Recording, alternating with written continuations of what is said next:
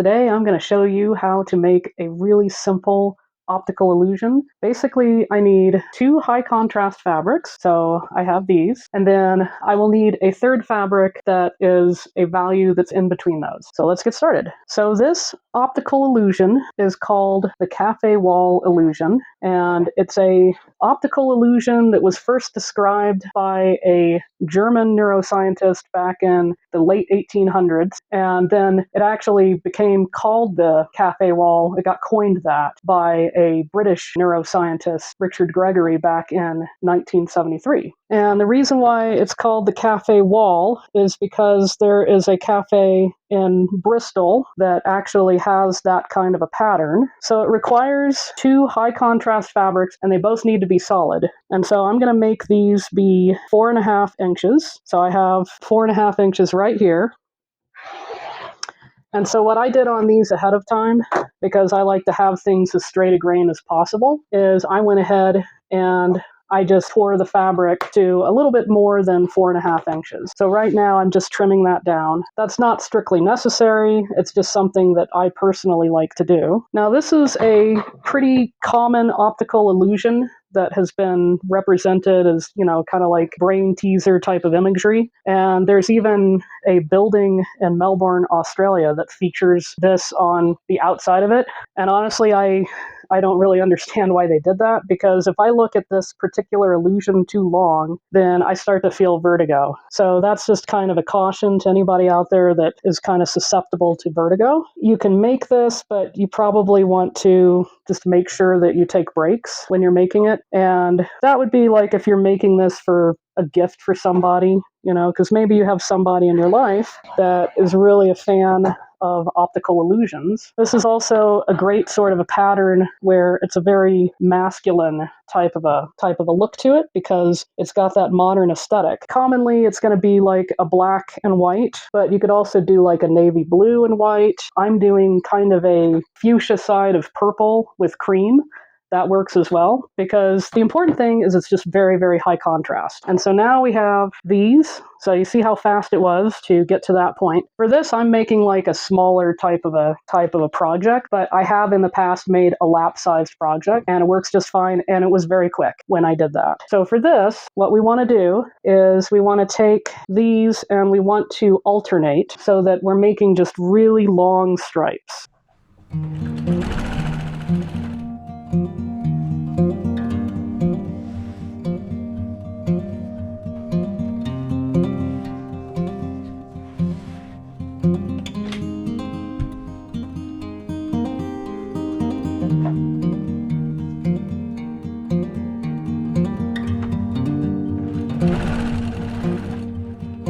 Okay, here we go. I have the 4 strips sewn together, like I was showing with the machine footage there. I did sew them on both sides. I'm not overly concerned about the seam allowances on something like this, because it's not absolutely critical that these bricks are all exactly the same size. So what I am going to do here is I'm going to cut these into 4-inch widths. So right now I just want to do a little bit of a cleanup cut. Here we go. So now I'm ready to get these cut into the 4 inches.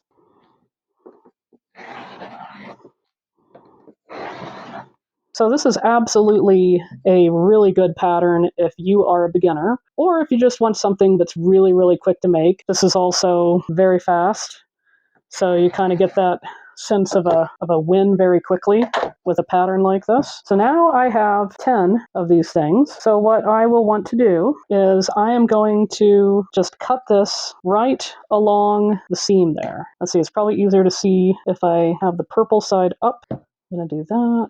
All right. And you could absolutely seam rip it open, and that will give you a wider amount of area for your project. But I'll want to do that with half of them, so 5 of them. So we have that, and I'll end up pressing that seam there. Now, with the other 5, we need to have it offset. So I am going to mark this. Okay. And I've had people ask me what I use for marking on dark fabrics. This is a General's chalk pencil. I find them very useful. So now that I have these marked, I'm just going to open up the tube like that, and then just use my scissors and cut it right down that line. And then that will give me that. All right, so I need to go ahead and press these. I've been pressing these to the dark side, so now I just need to press them the rest of the way. There we go. One of the nice things about this pattern is there is no matching seams, so that is very nice.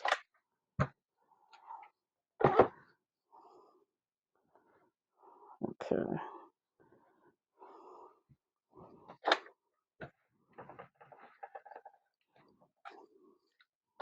I have both of these sets of my bricks all formulated here. So before I can put these together, if I put them together just as this and it's just a two-color quilt, the illusion will not actually appear. So putting them together would basically be like that, and there's nothing really special about that at all. Where it becomes an optical illusion is the strips in between these. And so those need to be a value, or, in other words, if you put this into a grayscale or a black and white mode on your phone, then you would be able to see that you have, this is really dark, it's going to be near black. This is really light, it's going to be white or almost white. And so what you want to shoot for is you want to shoot for your third fabric, the little skinny strips, or what they call the mortar, to be a medium tone, a medium value.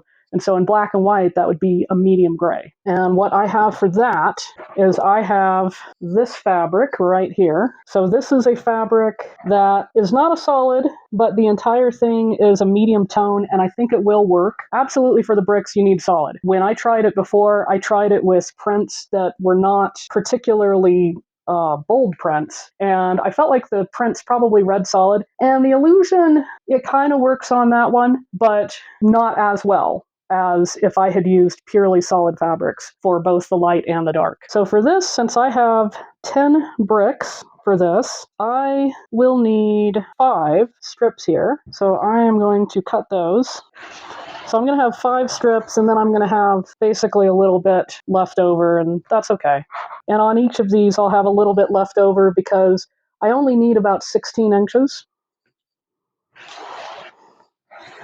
So I don't even really have to be that concerned about having it lined up on the fold so that I don't get elbows. So what I'm doing here is I'm just making sure that these cut ends are on the end here. And then what I will be able to do is I will end up having a certain amount of leftover.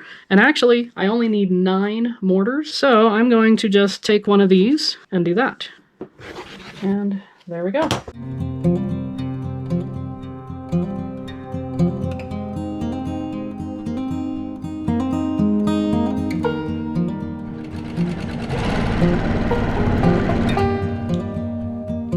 Okay, so now I have the first bit of these sewn, where I have the mortar strips sewn to 9 of these pieces. And I'm going to go ahead and just trim these up on the side, and that will make it so that whenever I line these up, that they're going to line up really nice and perfect. So that one I don't really need to line up because that one was slightly on the short side. But the rest of these I'll need to line up. So that's just simple enough. I just line that up like that.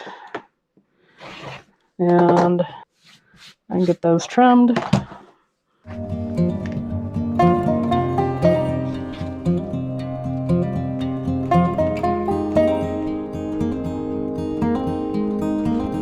Here is the quilt. I think it turned out pretty well. Actually, the one that I made a couple of years ago has the effect more pronounced than this one does, but the effect is still on this one. And then for the back of this one, I decided to use this nice canvas material. I think that's going to be a pretty good table runner. This is a very easy design to be able to scale up. So you just simply make it wider than this. Like this ends up being about 40 inches. So you could just add more strip, and that would give you a nice crib quilt, or you can add more strip and then double that, and that could give you a lap quilt or even a twin size quilt. Pretty fast and pretty easy. So I hope that this was interesting for you. I do have a playlist of optical illusion quilts, and so feel free to check that out.